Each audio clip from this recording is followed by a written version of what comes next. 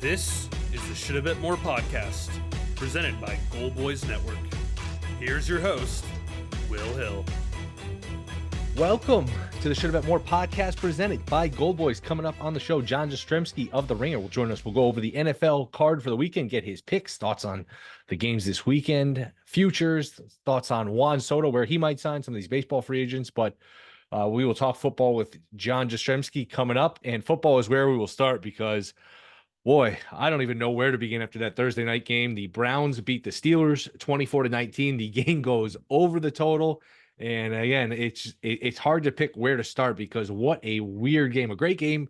Anytime you get football in the snow, it's just so much fun. I don't really can't place my finger on why football in the snow is so enjoyable, but it just really does add to the fun of the game, just the visuals of it. It's so much fun. Nothing like a snow game, especially we don't get them, very often. We get them just enough when we do get them, they're special, they're fun, especially on a primetime game like this. And wow, this played out like you thought it might play out early, where nobody scores in the first quarter. It looks like a typical, an ugly Steeler game, an ugly weather game where it's scoreless in the first quarter. We didn't get our first touchdown until 4 minutes left in the first half. It's 7-3. Then eventually it's 10-3 at half. And this game is about to be put away. Cleveland's up 18-6 in the fourth quarter. And they give up a touchdown after it looks like they're about to put the game away because they had Pittsburgh way behind the down and distance, and then they rough the passer when Fields is in there, and then they get him down like third down again, and they get another personal foul. Somebody grabbed the mouthpiece of Pickens, I think, and that basically walked Pittsburgh into the end zone. A touchdown. They strip sack Winston, sets up another touchdown. And you're like, oh my goodness, the Steelers are going to do it again. They're going to pull off their typical Steeler come from behind kind of voodoo, just Mike Tomlin, how did he win that game sort of stuff. And we'll get to Tomlin in a minute because he was a disaster in this game, an absolute disaster at the end. And then these teams, that happens where the Steelers take the lead with 6 minutes to go, and we still got a ton of possessions out of this. Cleveland gives it back, Pittsburgh gives it back, Cleveland gives it back again, and Cleveland just refused. As they were getting closer and closer, they were running the ball. Guys were sliding all over the place, and this is a reminder. Wind is good for the under. Snow, people think snow, they think under, at least some people.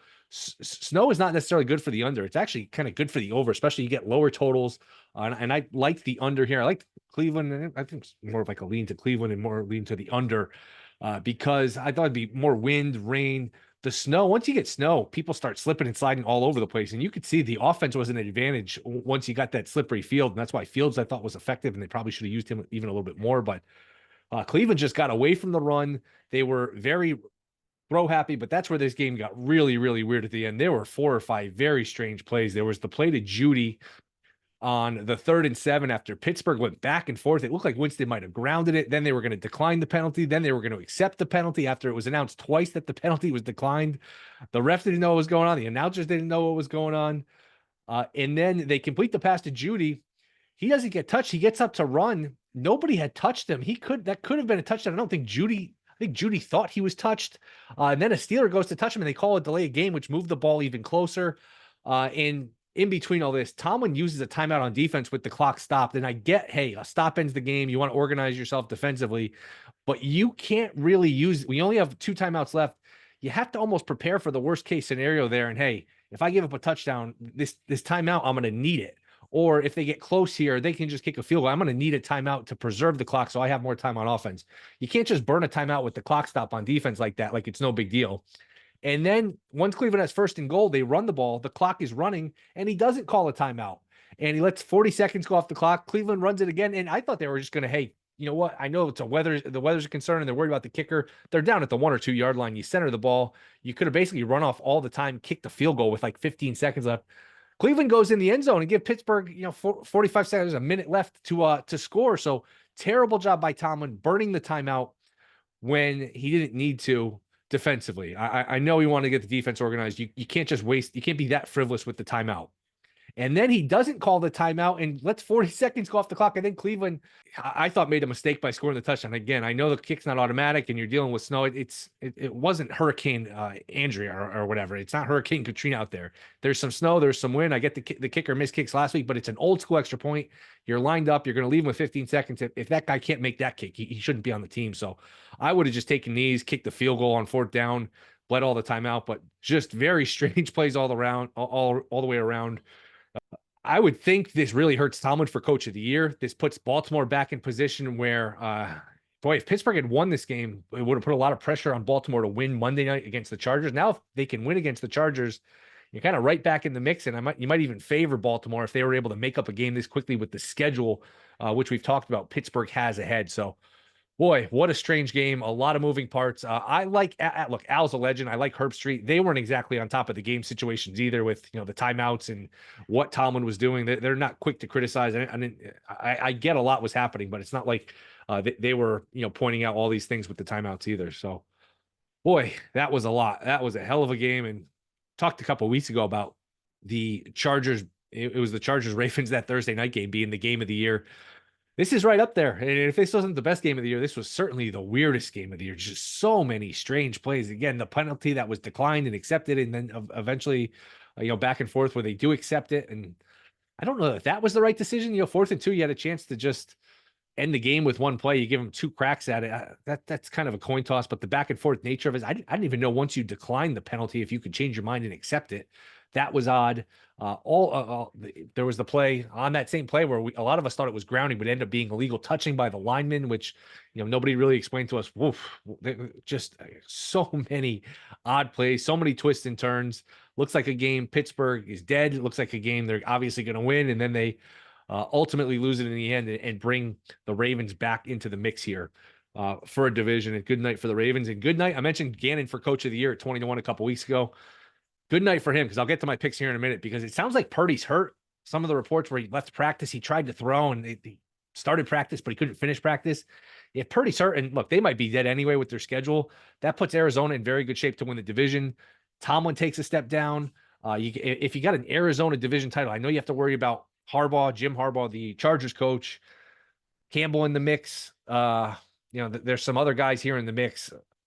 Tomlin's not going away in terms of this race, but Gannon creeps up and up even closer here, where you just wonder if Tomlin has too many of these losses as favorites. And look, they've had a good year, they've overachieved, but I thought a lot of this loss where he did not assert himself really well in this game, just botching the timeouts again. It's probably not going to go discussed, but a lot of people didn't even seem to notice it. But it does seem like Tomlin has too many of these. Remember last year he lost a Thursday night game to the Patriots. He had a bad loss at home to Arizona. So he's good as an underdog. They play up to their competition. They play down to their competition. Tomlin and his Steelers have been like this for years. Even the Roethlisberger teams, which I thought were really, really good, and I kind of did. It's funny. He does more with less now, whereas teams I don't think are that talented, but he gets a lot out of them. I thought for years the Le'Veon Bell, Antonio Brown, Roethlisberger teams with with James Harrison, those guys were really good, and they didn't really get a lot out of them after winning the Super Bowl in 2008. There were a lot of lean years where I thought they had a hell of a lot of talent. So, boy, just a fun game. The snow made it fun. The quirkiness made it fun. Just strange play after strange play. So I will get to my picks here in a minute before we get to JJ. So I'll get into them now. I'll say this: it's an ugly week. There's a lot of ugly home underdogs. I had a good feel for the games last week. I had a good feel for the card, the last couple of weeks. This week is not the same. It's just, man, it's either when you're betting these games, you're picking these games, you're really like, I really don't want to lay points on the road with this team, but I really don't want to take, for example, the Giants at home getting 6, but can you really lay 6 on the road with Tampa? Same thing with the Panthers. Do you want to take the Panthers plus 11 against the Chiefs? No, but boy, laying 11 on the road, there's a lot of these games. Broncos laying 6 to the Raiders. So it's an ugly card. I am going to go back to the well here with the Tennessee Titans plus 8. There's enough 8s. There's some 8s, some 7.5s. They have actually, they've only covered one game this year.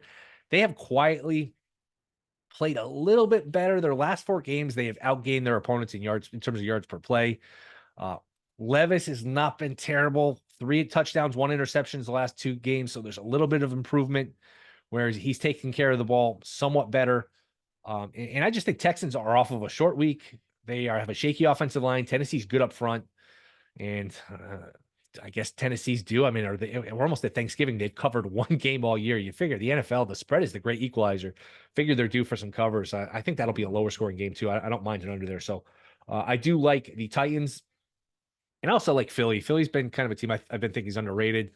And I think Detroit is clearly ahead of them. And if Detroit gets that NFC Championship game at home, which I think that's going to be the game, I'd love to see if any of these books, I know they have them before the season, odds on what will be the exact NFC Championship game. You're probably not getting a huge number, but I'd be curious to see what it is.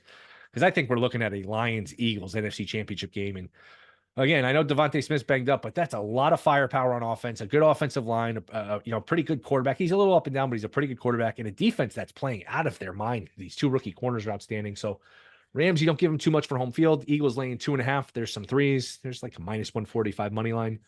I am okay. Find the best number on the Eagles. I think the Eagles win this game. I think they are a cut above the LA Rams. And those are really the only two I like. I lean towards the under and the Browns on the Thursday night game.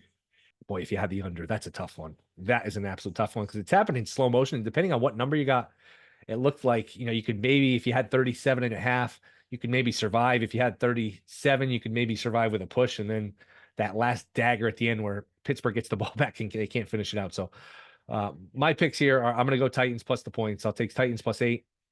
I will take the Eagles. This is -2.5, -120. So again, shop for the best number. I don't mind taking Green Bay just with the thought that, hey, if Purdy doesn't play, that line's going to go to, boy, if it's Dobbs as a backup, Purdy's got to be worth 3.6, maybe even a little higher, 6.5. I know Purdy's a polarizing player. There's some talent around him, but hey, we'll find out what the market thinks of him if he doesn't play. And I think even if he plays, it seems like, his arm, his shoulder is really bothering him. And just again, with the 49ers, just doesn't seem like it's their year. Vikings Bears has gone up to 3.5. This will be the last one. You can find this at FanDuel. The Vikings defense 31-1 to score the first touchdown of the game. I just think Flores versus Caleb Williams is a disaster waiting to happen. A rookie quarterback versus a defensive coach that's that good with that scheme. You could certainly see Minnesota getting an early score. So Minnesota 7-1. Minnesota defense is 7-1 to score a touchdown at any point. 31-1 to score the first touchdown. So if you're looking for a fun bet, that might be a fun one. So again, ugly card. Seahawks Cardinals is a good game. The Sunday night and Monday night games are good. Eagles Rams is good. Ravens Chargers is good. But boy, there is a lot of slop. I mean, Broncos Raiders is ugly. Commanders laying 10.5 to Dallas is ugly. Patriots Dolphins okay. Titans Texans, Bucks Giants, Chiefs Panthers, Lions laying 7.5 to the Colts. It's just it is not the prettiest card. So we will see what John Jastremski thinks of these games. We'll get his picks. We will talk to him next. We'll get his thoughts on Soto, some baseball. That is next. This is the Shoulda Bet More podcast. All right, we are back. Shoulda Bet More podcast. You can catch him. He is the host of the New York podcast at The Ringer, where he is the star of the network, and he joins us once again. It is John Jastremski. John, what's up, man? Appreciate you coming on. We'll get to some football here, but I have to ask, have you emotionally recovered from that fifth inning, now infamous fifth inning, Game 5 of the World Series, Yankees and Dodgers? How's it going? I have to be honest, Will. I don't think I'll ever recover from that fifth inning, especially being at Yankee Stadium, watching Aaron Judge drop a fly ball, seeing Garrett Cole strike out Ohtani, and I believe it was either Edman or whoever, and it looked like he was going to get out of the inning, and then Garrett Cole doesn't cover first base. Yeah, until the Yankees win their next World Series title. And I don't think the Yankees would have won the series anyway. I want to throw that out there. I want to throw that major disclaimer into the equation. But yes, until the Yankees win title number 28, I will be thinking long and hard about that fifth inning at Yankee Stadium. Absolutely. I regret asking now because now it's opening up old wounds. I'm totally with you. And Rizzo, you watch the replay of it. That ball's hit so softly. I know it had some spin on it, but he could have charged it better. Oh man! But you can see though, Will, when he fields the ball, his immediate reaction is in toss mode, right? Yeah. Like he catches the ball and you're expecting your pitcher to be there. Like that is, as someone that used to pitch, on a ground ball to first base, your goal as the pitcher is to get your ass to the first base line and run up towards first base. Whether you get it or not is besides the point. You cannot stand there, basically scratching your rear end on the mound. Can't do it. Yep. You're taught anything on the right side of the infield, second base, right field, just to get your brain in the habit of, hey, that side of the field, I get over there. And I went into that game, even when they were down 3-0, like, man, they could win Game 4. Then they have Cole. I didn't think Rodon would win, but Ohtani was hurt. Judge was starting to heat up. So we'll never know. I think as Yankee fans, we have to tell ourselves we would have lost just to make ourselves feel better, but just brutal. Do you have any sense of where Soto's going to sign? So it seems like it's a two-horse race, in my opinion. New York, New York. I would be very surprised if we're talking about any of these other teams involved, even if we're talking about the Dodgers being involved. I know they have the deferred money with Ohtani. I Agreed. know in theory they can do it. I just don't think off of a World Series that urgency for them is going to be there. I think they'll be far more focused in restocking their starting pitching, which obviously needs some work, and they might lose Bueller in the offseason. I don't think Soto's going to the Dodgers. I think if the Yankee offer is close and competitive to where the Mets are, close. I'm not saying it's got to be higher. I think if it's close, he'll be back with the Yankees. If it's not close, and we're talking about a sizable money difference, I mean, we're talking $50, $60 million, then I think Juan Soto's a Met. But I think he's either a Yankee or Met. I do not think he's leaving the state of New York. Yeah, I agree with the Dodger point. The Yankees have a desperation that will drive up the point. The Mets are highly motivated. The Dodgers, yeah, it's the old saying, you can't fake desperation. And okay, you can throw your hat in the ring, you can make an offer, but they're not as motivated as the Mets and the Yankees. And boy, if the Yankees ever lost them, there is just no forgiving Hal Steinbrenner for this. You can bring in whoever you want. There's just no replacing them. I don't know where you go from there, but we'll see. We'll hope it works out. It'll be interesting. I don't know when we'll get a decision. These tend to drag out. I remember last year Yamamoto was around Christmas. Remember Harper and Machado I a think few the years winter ago was meetings March. are what? That second week in December? Yeah, I doubt it happens before that. I It agree. probably happens. I would say before Christmas. I'd be stunned if Soto doesn't have a home before Christmas. And That's last one my on gut. baseball. You think Sasaki is a Dodger or somewhere else? See, we talked about that sense of desperation not being there for the Dodgers with Soto. I think it will be there with Sasaki, especially with Ohtani being there and with Yamamoto being there. There's that sort of brotherly kinship that Right. you have with the Japanese player. I'm going to say Sasaki, yes, will end up being a Dodger. Yeah, I didn't know if he looks at that as a positive. Hey, I can fit in. I can be more comfortable. I know these guys. Or is this like from a marketing standpoint? I'm not going to stick out. I'm going to be third fiddle behind these guys, and it's a negative. So, look, you can never bet against. Depends the Dodgers on getting what the anybody. person's looking for, right? Right. Like some guys want to just fit in. They're going to a new country. Hey, let me be with some guys that know the lay of the land. But if Sasaki says, hey, I'm better than Yamamoto, I want to be the guy on my own staff, then he's going to look to leave. That's a fair question. I don't know. Yeah. I don't know him well enough to have an answer. Yep. No, it's I would agree. All right, NFL. I guess we'll start with this. Anybody that's not in first place right now that you think wins a division? Well, I got to think about this. Nobody in the AFC East. Nobody in the AFC South. See, I would want to fade Houston. Here's the problem, Will. Houston beat Indianapolis twice. Yep. That's a major, major problem. And you tell me Anthony Richardson's got to go and make up that ground. I'm sorry. I'm not there. So I think Houston by default wins the division. Kansas City obviously is going to win it. They're not choking. I don't care. They are not choking the division. I'd be stunned if that happens. NFC, let's think about this. Lions, no. I'll give you the one. I don't feel great about it. Let's say Tampa in the NFC South. Not a bad one. Now, they lost twice to Atlanta, too, They did. which is problematic. But I don't like Atlanta at all. And I think Baker Mayfield's got balls and he's got toughness, and that team is tough. They should have beat Kansas City a couple of weeks ago. They were right there with the Niners, even though statistically speaking, they weren't. Easy I schedule. don't want to give you the NFC West, Will, because those teams are all like within a game of one another. And, like for me to say, oh, I think the Niners are going to figure it out and win a division. I feel like that's a lame one to give you. You know Plus what I mean? 350 though. I mean, there's a plus 350 out there in San Francisco, which I have to admit I'm tempted by. It's just their tiebreaker scenario is going to be such a disaster because they've lost so many division games. They've lost, home games. They lost to Arizona at home, where boy, they're going to have to win it outright, and their schedule's tough. They still play in Detroit. They play Buffalo. I mean, their next two games are, I think, at Green Bay and at Buffalo. I mean, you're probably talking about them having to go 5-2 the rest of the way, and I just don't know the way they're playing if they're capable of doing that. And we've seen historically with that Super Bowl loser, Yep. it just doesn't end up going your way in many instances here. And the Niners are kind of profiling as one of those teams that it looked like they had figured it out. It looked like they were going to move past the injury bug. I had in a money line parlay, 3-leg money line parlay. I had the Packers, the Dolphins, and they were the last leg. That's a cruel way to go home. Well, let's just put it that way. Very cruel. And when you punt, I know it was like 4th and 5 or 6, but man, like the 26 yards you gain in field position, you don't expect Geno Smith to go the length of the field. Then he runs for 20 yards. They throw past to Smith and Jigba. They run for another 20 yards. Just a terrible loss. And they've had some brutal losses. How about AFC? We know 6 of the 7 playoff teams. We've known them for quite a bit now. You're a Dolphins guy. How do you handicap the race for the last spot? Dolphins, can they win enough games here? Bengals, Broncos, somebody else. What are you looking at here in this last spot? Listen, Denver has the inside track. There's no denying that. They're well coached. They have played really good football for the most part this year. I can't quit the Bengals. It's crazy. Well, I can't quit them. Like I know I see those games against the Steelers late in the year. They could beat the Steelers. That's the thing with Cincinnati. They can beat anybody. We've seen that. But they also are a team that hasn't earned your trust. They have found ways to lose so many of these close games. You know, I picked Cincinnati as an over at the beginning of the year. I picked them to win the division. So I keep looking at them as the team that's going to make the move. And I probably should just abandon ship. Miami's interesting. Miami has 4 games they can't lose on the schedule. They have New England this week, can't lose that game. They have the Jets twice. You can't lose those games. They have Cleveland. Assuming they can get all 4, which is a big, big assumption, right? Because it's the NFL and weird things happen and you never know week to week.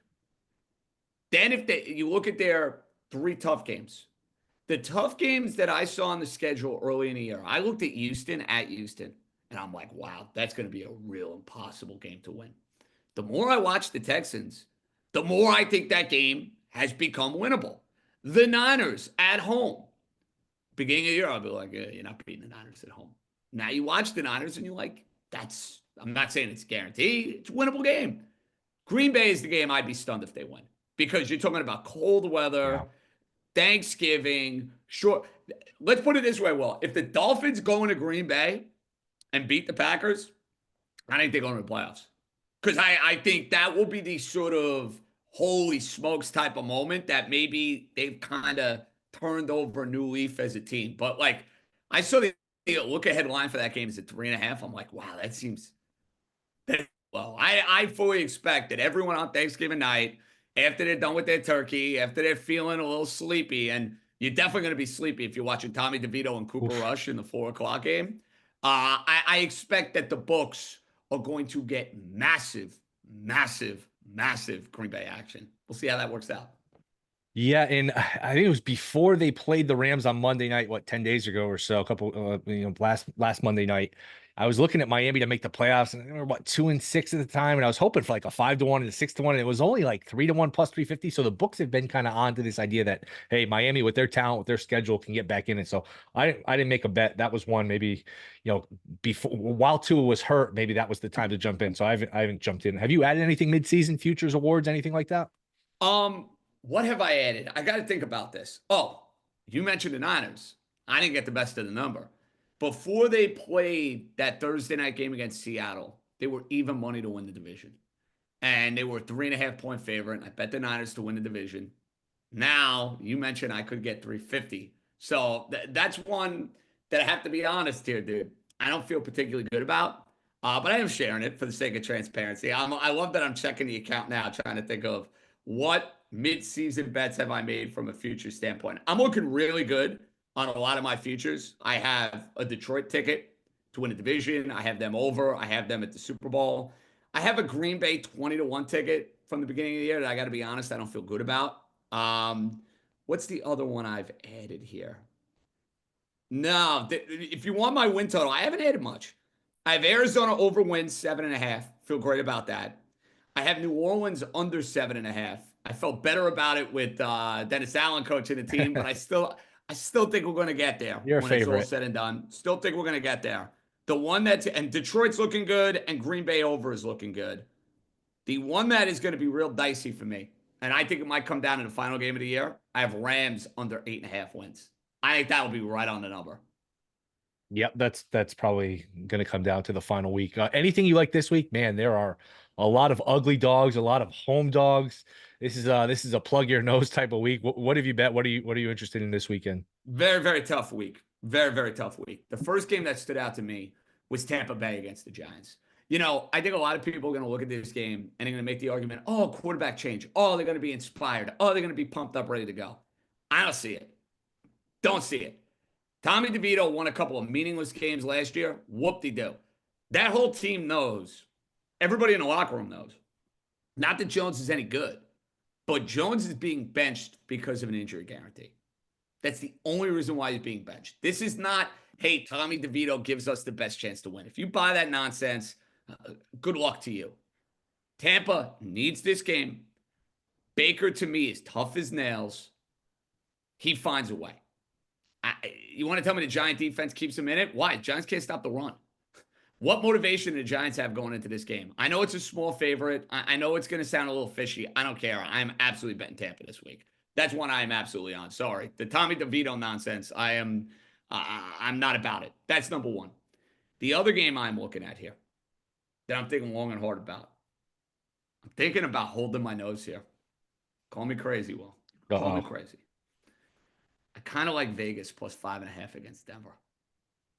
You're in a position this week where a lot of teams are laying points on the road that you wouldn't think would be laying points on the road. So bingo, way too big a number. Yeah. Right? Like, I know they were great last week. I know they dominated.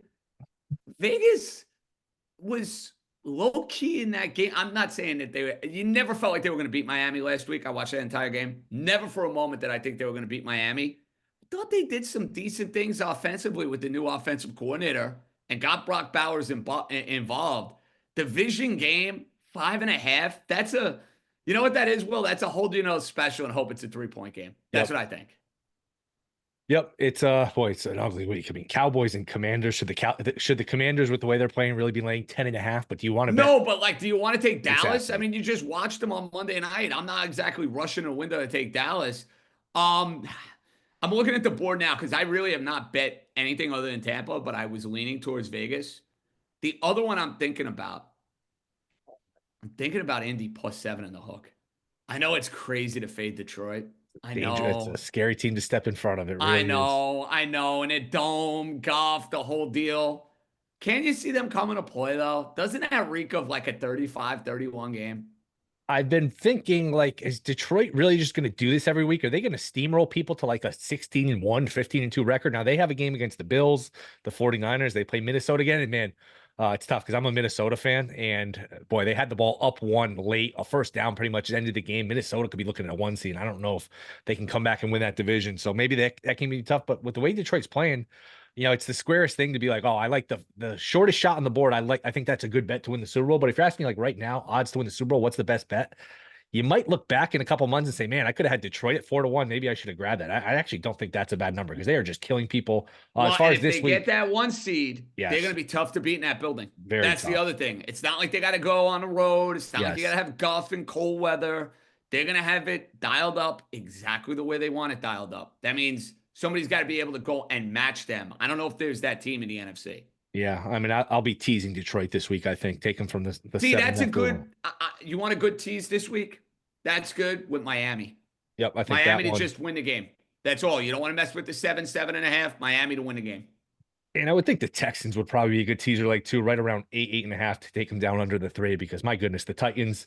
I learned my lesson with them the first month. Oh, there's value on this week. I bet the Titans way too much this year. I had them against Awful. Green Bay early in the year. Me too. I had them against the Jets earlier in the year. The Titans are one of those teams. They're persona non grata. I am not. And there are a lot. The problem is this year, Will. There are a lot of teams that I look at these cards and I look at the window every week and I'm like, I don't want to bet this team. Yep. I don't want to bet that team. And it's painful. Very, very painful. Do you know how many times they've covered this year? Once against Miami. You got it. Yep, that's amazing. NFL, no matter how bad you are, like the Carolinas of the world, these teams rarely like do that where they're 1-8 against the spread or something because the spread, like that's why it's the spread. It's the great equalizer. So you don't see a lot of, hey, they've covered one game and we're at Thanksgiving. It doesn't happen. But they've been that bad. It's crazy. They have. And listen, Miami, they could have had any semblance of a backup quarterback with Tua out. I know. And it goes to show you for the Tua hater out there, look at the difference when he plays and when he doesn't. I mean, my God. My God. It's a different team. Totally different team. Yep. I still think he has his limitations when you put him outdoors against a good defense, like the Kansas City game sticks in my mind. But when he's in that environment, look, they're a machine on offense. I mean, it's a lot like golf, man. Yes. It's a lot like Tua, Goff, Purdy, all kind of are in that similar ilk where like they're really good at mastering the art of their system. And when things are comfortable for them, when things are not comfortable, how do they respond? What's been impressive to me about Tua, if you've watched him since he's come back, he's throwing and moving on the run a lot better than he has. And that was an element last year that, hey, the pocket collapsed, didn't know where he was going with the ball, be a mess. Him going off script a little bit more, I think it's been something that I've seen in these games. Maybe that's an evolution for him moving forward. We'll see.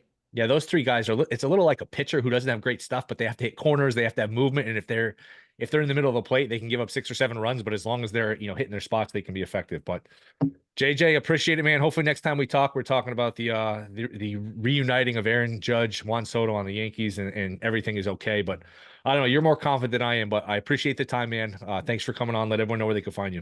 Anytime. New York. We'll be following the Soto sweepstakes. It's the worst football season in New York maybe ever, with the 3-8 Jets, who I said yesterday on the pod, and I stand by it, the biggest flop that we've seen in New York sports in my lifetime. With that quarterback, a 14-year playoff drought, and to be 3-8, as bad as it gets. But New York, Ringer, Spotify, gambling. You want picks? East Coast Bias, Ringer Gambling Show. Check that out on the Ringer Gambling feed, and then nightly on SNY in New York.